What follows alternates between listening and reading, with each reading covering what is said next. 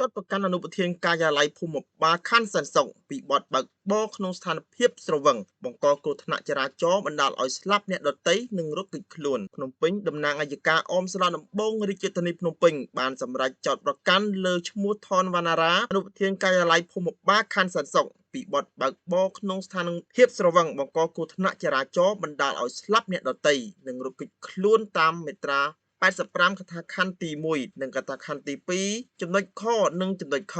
នៃច្បាប់ស្តីពីចរាចរណ៍ផ្លូវគោកនឹងបានបញ្ជូនសំណុំរឿងនេះទៅចៅក្រមស៊ើបសួរនៃសាលាដំបងរាជធានីភ្នំពេញដើម្បីចាត់ការបន្តតាមនីតិវិធីនេះបើតាមសេចក្តីប្រកាសព័ត៌មានរបស់អ្នកនាំពាក្យអัยការនៅថ្ងៃទី12ខែមិថុនាឆ្នាំ2025សូមជម្រាបថាហេតុការណ៍គ្រោះថ្នាក់ចរាចរណ៍នេះបានកើតឡើងនៅយប់ថ្ងៃទី9ខែមិថុនាឆ្នាំ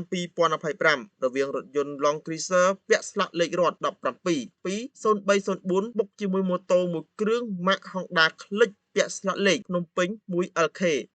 2885តាមបណ្ដាផ្លូវហាណូយស្ថិតក្នុងខណ្ឌសែនសុខរបាយការណ៍សមត្ថកិច្ចបានបញ្ជាក់បន្ថែមថាភាគីខាងរថយន្តបើកបរតាមបណ្ដាផ្លូវហាណូយក្នុងទិសដៅពីត្បូងទៅជើងហើយបានបត់ឆ្វេងបណ្ដាលឲ្យបុកម៉ូតូដែលបើកបរដោយនារី2នាក់បណ្ដាលឲ្យស្លាប់ម្នាក់ភ្លាមៗនៅនឹងកន្លែងកើតហេតុនិងម្នាក់ទៀតស្លាប់ពេលបញ្ជូនទៅដល់មន្ទីរពេទ្យក្រោយបុកហើយអ្នកបើកបររថយន្ត Long Cruiser នោះបែរជារត់គេចចេញកន្លែងកើតហេតុហើយត្រូវ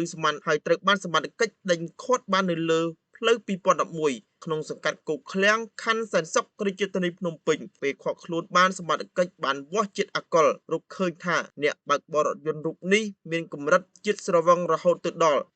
1.8 មីលីក្រាមក្នុង1លីត្រខ្យល់ក្រោយកើតហេតុសមត្ថកិច្ចជំនាញចរាចរណ៍ផ្លូវគោកនៃស្នងការដ្ឋាននគរបាលរាជធានីភ្នំពេញវាស់វែងយកម៉ូតូរួមទាំងរថយន្តរក្សាទុកនិងប្រគល់សពឲ្យគ្រួសារយកទៅធ្វើបុណ្យតាមប្រពៃណី